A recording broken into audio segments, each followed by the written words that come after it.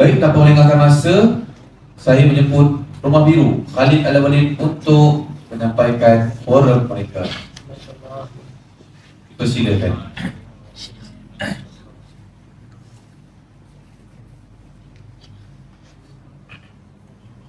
Bismillahirrahmanirrahim. Assalamualaikum warahmatullahi wabarakatuh. Selamat sejahtera dan selamat Malaysia Madani. Alhamdulillahirabbil alamin. Wassalatu wassalamu ala asyrafil anbiya'i wal mursalin. Amma ba'd. Yang saya hormati Mudirah Madrasah Tafiz Jamin Puan Hajah Latifah binti Haji Kedah. Yang saya muliakan juri-juri, para asatizah dan staf sokongan. Tak dilupakan juga dengan rakan-rakan seperjuangan saya sekalian.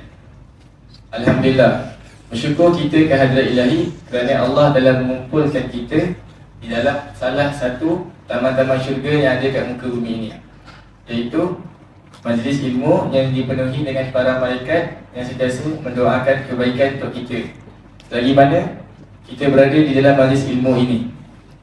Dan bersyukur kita sekali lagi kerana Allah telah mengizinkan kita sampai pada bulan yang di mana lahirnya seorang insan yang sangat mulia, iaitu Nabi Muhammad sallallahu alaihi wasallam. Sebelum saya nak mulakan forum saya pada pagi ini, izinkan saya kenalkan diri saya terlebih dahulu. Saya Muhammad Harith bin Muhammad Anwar selaku moderator kita pada pagi ini. Sebelah kanan saya ada panel jemputan yang pertama. Beliau beri nama Tuan Muhammad Zahbar. Beliau sangat mahir dalam menggunakan kompas ketika tersesat di tengah-tengah laut sambil menggunakan sampan. Di sebelah kanan saya pula ada panel jemputan yang kedua. Beliau bernama Ustaz Muhammad Amsyar Kalish. Beliau sangat mahir dalam mengupas kitab-kitab Al-Quran dan Hadis. Azkar Kalish, terima kasih. Oh, dah. Dari sini apa? Buruk. Okey, sebelum duduknya kami di sini untuk mengupas satu topik forum, iaitu menghayati perjuangan Rasulullah sallallahu alaihi wasallam. Sebelum saya nak mulakan forum kita lagi, saya nak tanya kat korang semua lah, kenapa kita kena menghayati perjuangan Rasulullah sallallahu alaihi wasallam? Kan perjuangan ni kan dah berlalu lama, 1400 tahun yang lalu dah. Tapi kenapa kena saat ini juga kita kena menghayati? Jangan risau, kita punya ustaz akan menjawab soalannya. Jadi tuan, kenapa kita kena menghayati perjuangan Rasulullah sallallahu alaihi wasallam? Kan perjuangan ni dah berlalu lama, 1400 tahun yang lalu dah. Tapi kenapa kena sekarang juga kita kena menghayati? Boleh bagi penjelasan sikit tak tuan? Bismillahirrahmanirrahim. Alhamdulillahirabbil alamin. Wassalatu wassalamu ala asyrafil anbiya'i wal mursalin wa ala alihi washabbihi ajma'in. Amma ba'd. Terima kasih kepada tuan moderator di atas soalan itu tadi. Kenapa kita perlu menghayati perjuangan Rasulullah SAW? Kerana di dalam perjuangan ini masih ada kaitan dengan kehidupan kita. Contohnya, baginda dulu banyak menghadapi cabaran. Baginda dihina, diubah guna dan dituduh sebagai berdusta. Tapi baginda tidak sabar dan tidak putus asa. Jadi kita kalau contohnya, kalau exam kita down, kita dapat markah yang buruk, kita jangan putus asa. Sebab cuba kita fikirkan, kalau baginda tu dia diuji dan dimaki habis-habisan, tapi baginda tetap berdiri tegak, baginda tak putus asa. Jadi itu yang kita nak serapkan di dalam kehidupan kita. Dan apa itu juga perjuangan yang mengajar kita tentang pengorbanan. Macam mana baginda itu sanggup untuk mengorbankan masa, tenaga semata-mata untuk menyebarkan agama yang sangat mulia, iaitu agama Islam. Kalaulah kita fikirkan balik, macam mana kalaulah kita fikirkan balik, kalaulah kita fikirkan balik, kita sekarang ni boleh belajar agama, solat dan mengaji, semuanya daripada asbab Nabi. Kalau Nabi putus asa masa ketika tu, mungkin kita tidak ada umat Islam dalam sekarang ni. Jadi itu saja dari saya. Terima kasih atas penjelasan yang diberikan oleh Ustaz Zakwa.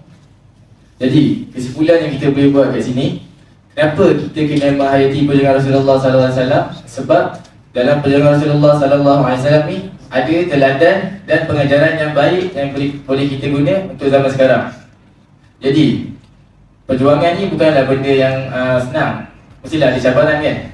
Jadi, saya nak tahulah apa benda cabaran dia. Saya ingat cabaran Rasulullah ni hanya berdakwah aja. Rupanya ada cabaran juga. Jadi, saya akan tanyakan soalan ni kepada Ustaz panel kita yang kedua, Ustaz Muhammad Syekh. Jadi, Ustaz, saya tanya lah, apa cabaran yang terbesar yang Nabi Muhammad SAW alami selama baginda menyampaikan syiar Islam?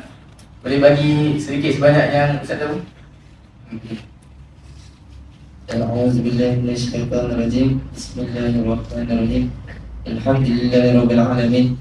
Wassalatu wassalamu ala asyrafil anbiya'i wal mursalin wa ala alihi wa sahbihi ajma'in, amma ba'd. Terima kasih kepada moderator atas soalan sebentar tadi. Apakah cabaran terbesar yang dihadapi oleh Rasulullah SAW dalam memperjuangkan Islam? Cabaran terbesar yang dihadapi oleh Rasulullah SAW dalam menghadapi perjuangan Islam ialah tangan hebat daripada kaum Quraisy, terutama kerana ajaran Islam mencabar adat, kepentingan dan ekonomi mereka. Antara cabaran utama ialah yang pertama, kehinaan dan penolakan. Rasulullah SAW diejek, dicaci dan dituduh sebagai pendusta ahli sihir. Dan yang kedua, penyiksaan terhadap orang Islam. Para sahabat yang memasuki Islam juga diseksa dan ditekan supaya meninggalkan ajaran Islam. Contoh yang di sini kita selalu dengar para sahabat yang paling masyhur, iaitu Bilal bin Rabah. Bilal bin Rabah diseksa sangat dahsyat dan yang sangat dahsyat.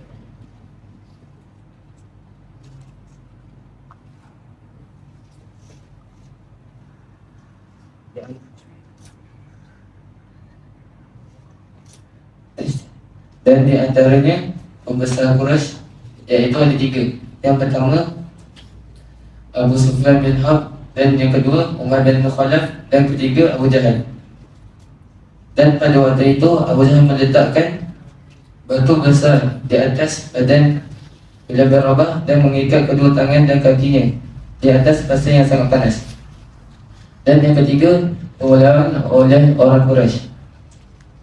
Rasulullah SAW dan Bani Hashim pernah dikenakan pengulangan oleh orang Quraisy sehingga mereka mengalami sosial, ekonomi dan ekonomi sehingga mengalami kesusahan. Dan yang keempat, baginda kehilangan orang yang tersayang. Rasulullah SAW kehilangan dua orang yang disayangi, iaitu yang pertama Siti Khadijah radhiyallahu anha dan Abu Talib. Dan pada tahun itu juga tahun yang dikenali sebagai tahun kesedihan yang mendapatkan tekanan pada perjuangan baginda. Yang kelima, ancaman keselamatan. Baginda mendapat cobaan untuk mencederakan dan membunuhnya, termasuk ketika berhijrah ke Madinah. Dan yang keenam, peperangan.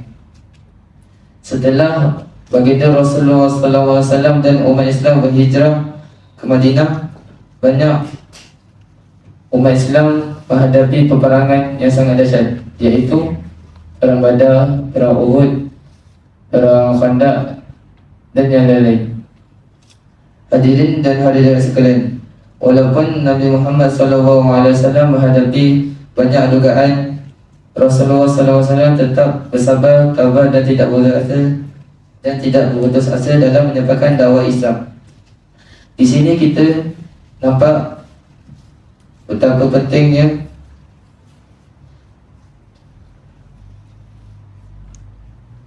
sebaran tersebut menunjukkan betapa pentingnya sifat kesabaran, keberanian dan tawakal kepada Allah Subhanahu wa taala dalam memperjuangkan kebenaran.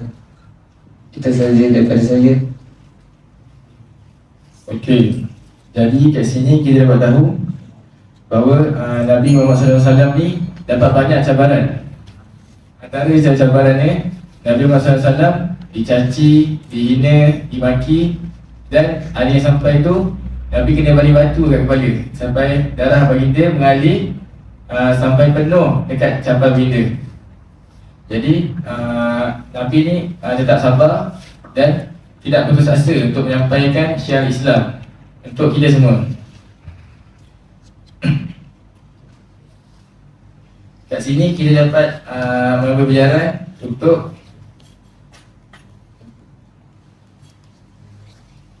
kat sini kita dapat mengambil pelajaran untuk setiap cabaran perlulah mempunyai kesabaran dan keyakinan kuat kepada Allah Subhanahu Wa Taala. Dengan ini kita telah sampai kepada penghujung forum kita, iaitu menghayati perjuangan Rasulullah Sallallahu Alaihi Wasallam. Daripada pengusian yang kita ikuti tadi, dapat kita fahami bahawa perjuangan Rasulullah Sallallahu Alaihi Wasallam bukanlah sesuatu yang mudah.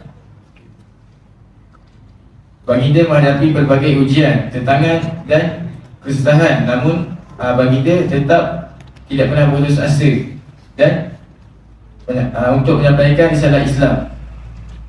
Mudah-mudahan kita semua menjadi umat yang berpegang teguh kepada agama Islam dan saling membuat kebaikan kepada satu sama lain. Dengan ini saya tutup forum kita pada pagi ini dengan wabillahi taufiq wal hidayah. Assalamualaikum warahmatullahi wabarakatuh.